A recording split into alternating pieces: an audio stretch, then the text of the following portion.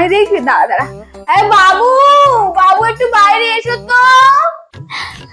এই তো ভালো ভালো ভালো। জামাই কি করে কি? আমার জামাই গিটারিস্ট, ওই মঞ্চে মঞ্চে গিয়ে গিটার বাজায়। গিটারিস্ট মানে গিটার বাজায়, ভালো ভালো। কিন্তু এরকম ভাবে কদিন চলবে বাবা?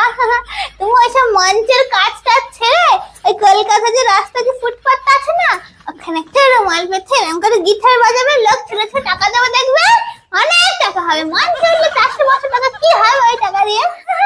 তাই না? বাবা কি হলো? কি আবার হবে? বাজ পড়েছে, বাজ।